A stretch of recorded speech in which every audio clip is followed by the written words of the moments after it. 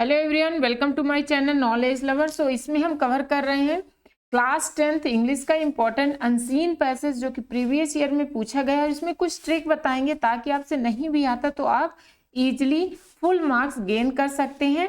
बहुत इजी रहता है, इसी में क्वेश्चन इसी में आंसर। अगर नहीं भी आता है तो कैसे हम क्वेश्चन को सॉल्व करें इसको भी देखेंगे। So let's start. जैसे कि पहला क्वेश्चन है, जैसे आप देखते हो ये 5 मार्क्स का रहता है। तो ये आपने देखा, तो इसको देखने से पहले आप डायरेक्ट क्वेश्चन में पढ़ो। अब क्वेश्चन में भी पढ़ो तो क्या पढ़ना चाहिए। जैसे लिखा the poor man stood outside in the क्या बेकरी।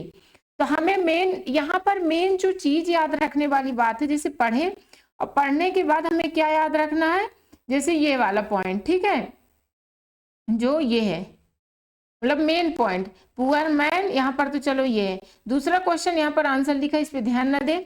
दूसरा क्वेश्चन जैसे दे the baker took the poor man, the baker लिया took the poor man to, ठीक है। यहाँ पर पहले क्या, the poor man stood outside the bakery. Poor man मतलब खड़ा हुआ था बाहर साइड, कहाँ, bakery, outside the bakery, bakery के बाहर। अब कहाँ पर कैसे ये बाद में देखेंगे। ये दूसरा क्वेश्चन हो गया। तीसरा क्वेश्चन क्या है, how many coin were found in poor man's pocket. कितने मतलब कितने कॉइन पाया गया था पुअर मैन की पॉकेट में। तो याद क्या रखना, पुअर मैन पॉकेट्स। ऐसे जल्दी जल्दी से मतलब हिंट देते हुए पूरे क्वेश्चन को पहले आपको सिर्फ देख लेना, ठीक है, मतलब पॉइंट ध्यान देते हुए। Give suitable title for our passage. अब पैसेज में हम भी बताएंगे क्या ट्रिक अपनाना चाहिए। Which word is the opposite word rich. अब रिच का थोड़ी मतलब आएगा, उसको बात अलग। चलो आता है, ये तो सिंपल है, वैसे भी पता हो जाएगा, लेकिन इसका भी ध्यान देंगे कि कैसे हम इस क्वेश्चन से मतलब इस पैसेज से जाने। अब हमने देखा पुअर मैन का, और तो यहाँ पर एक ट्रिक है। पहला ट्रिक, कभी भी क्वेश्चन जो है पहला क्वेश्चन यही कहीं होगा, ठीक है, पहला या दूसरा लाइन में, ये भी ध्यान देना। तो अब जैसे क्या लिखा था, कहाँ स्टूड था, चलो there once was a stingy baker, a poor man would stand outside his bakery. देखो पहला क्वेश्चन बोले ना, पहला दूसरा लाइन में रहेगा, तो पहला वो क्वेश्चन का मेन पॉइंट पकड़ना, मेन वाला जो बताएं, ठीक। जैसे ये था आउटसाइड बेकरी। अब आपसे आता है तो बहुत जल्दी पकड़ लिए, मीनिंग ही समझ गए। नहीं आता तो सेम मीनिंग मिलाओ कि पुअर मैन, ये पुअर मैन लिखा है, स्टैंड, ठीक है, poor man stand outside his bakery. तो यहाँ पर लिखा है, तो यहाँ से इतना लिखा ही है, आउटसाइड हिज बेकरी, आउटसाइड ये लिखा नहीं था। तो मतलब ये मीनिंग मिलाने की कोशिश करना, ठीक है। और पहला पहला, ये दूसरी लाइन में, दूसरा दूसरा, तीसरे लाइन में, ऐसे ही रहता है। ये पहला ट्रिक है।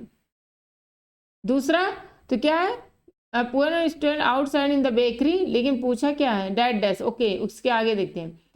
एवरी डे इंजॉइंग द, हाँ उसके आगे क्या है, every day enjoying the nice smell of baking bread, ये उसके आगे लिखा, ठीक है।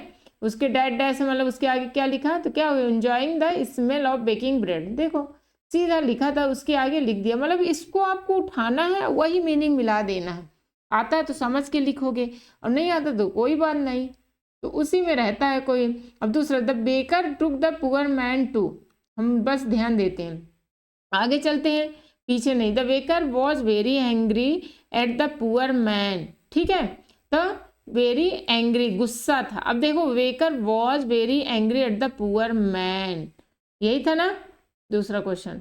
तो क्या था, the baker took the poor man, अच्छा बेकर लिया, द बेकर टुक लिया द पुअर मैन को कहाँ से लिया, ये था क्वेश्चन। अब चलो आगे चलते हैं, मतलब कहाँ पर टुक द पुअर मैन वाला आता है, तो he failed anyone who smelled his delicious products, वह फील कर रहा था यदि कोई भी स्मेल करता उसका डिलीशियस प्रोडक्ट में, स्वादिष्ट product, should pay for the smell, जरूर पे करेगा उस स्मेल से, मतलब खरीदेगा, लेगा।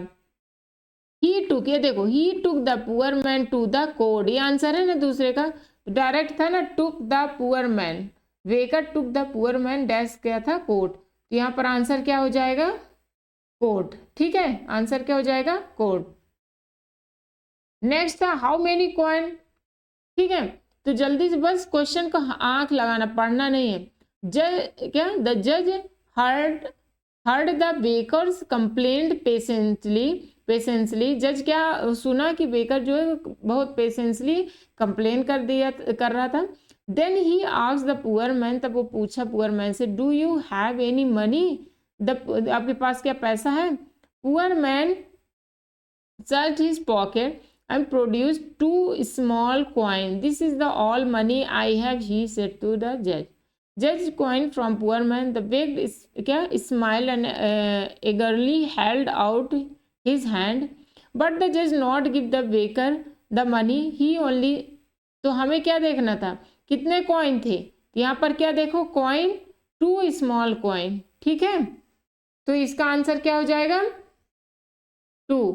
In poor man pocket coin की बात हुई। अब देखो अब पैसेज में सुटेबल टाइटल क्या होगा, तो क्या है अभी पढ़ लेते। टाइटल जो होता है हमेशा ध्यान देना, लास्ट में होता ना कहानी की सीख ही है, ऐसे कुछ रहता है। और मीनिंग जो होता है वही दिया रहता है जो बार बार रिपीट होता है। यहाँ पर अपोजिट मतलब रिच पुअर कुछ होगा, पुअर पुअर बोला है मतलब इसका अपोजिट दे दिया होगा। तो मीनिंग ध्यान देना, जो रिपीट होता है ना उसी का मतलब सिनोनिम्स होगा, मीन्स समानार्थी होगा, या उसका विलोम शब्द होगा, मीन्स एंटोनिम्स, ठीक है। अब द जज took the coin from the poor man, the baker smiled and eagerly held out his hand, but the जज क्या किया, did not give the baker the money, baker को मनी नहीं दिया। He only jingled the coin, मतलब ऐसे खंगालते हुए टुगेदर एक साथ में।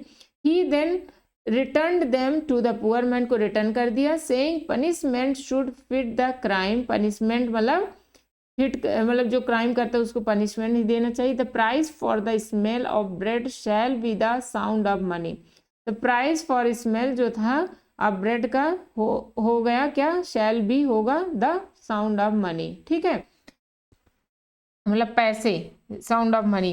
तो यहाँ पर क्या हुआ, अब देखो यहाँ पर क्या है कि क्या पूछा कि इसका विलोम क्या है, पुअर का पूछा था ना, सॉरी रिच है। देखो पुअर कितना रिपीट हुआ, तो पुअर ना देके रिच दे दिया, तो इससे ही मिलते हुए मीनिंग लाभ करना, मतलब जैसे यहाँ पर ऑनेस्टी, स्टिंगी, पुअर, जज, तो ये कोशिश करना जो बार बार रिपीट होता है उसी से ही पक्का पूछता है। ये मतलब अभी 10th में हो रिपीटेड को है, तो यहाँ पर पुअर है। अब यहाँ पर देखो सुटेबल अबव पैसेज, तो क्या होगा टिट फॉर टैट किया, मतलब कि जैसे देखो kingdom of fools love wake there is, ये थोड़ी है टिट फॉर टैट मीन्स होता है जैसा का तैसा, मतलब कि वो किया क्राइम किया तो उसको पनिश मिलेगा, ठीक है।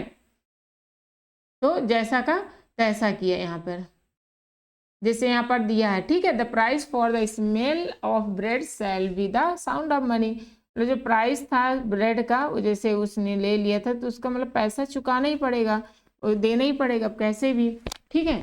तो ये सब जो था, तो यहाँ पर हम कहना चाहेंगे पहला चीज ध्यान देना कि जो है क्वेश्चन पढ़ना है, फर्स्ट थिंग। दूसरा चीज है क्वेश्चन में मेन हेडिंग को बस ध्यान में रखना है, डॉट लगा देना। तीसरी चीज है जो भी लोम शब्द रहते हैं एंटोनिम्स एनोनिम्स वाले, रिपीटेड ज़्यादा रहते हैं, ये ध्यान देना, जो भी रिपीट होते हैं वही वाला ऑप्शन में टिक लगाना 4 देगा। तो अब एक होता है कि इसका क्वेश्चन में क्या बोलना चाह रहा, क्या सारांश है, ये थोड़ी समझना होगा, या फिर कभी कभी लास्ट में लिखा रहता है, ठीक है। तो अगर सेम दे दिए तो अच्छी बात है, नहीं फिर आप फिर टिकवा देना। सो सब्सक्राइब कर ले चैनल को, क्योंकि मैं ऐसे ही इम्पोर्टेंट पैसेज और जो भी ग्रामर रूल्स है बहुत अच्छे से डिटेल में समझा रही हूँ ताकि आपको अच्छे समझ में आ जाए। So thank you for watching.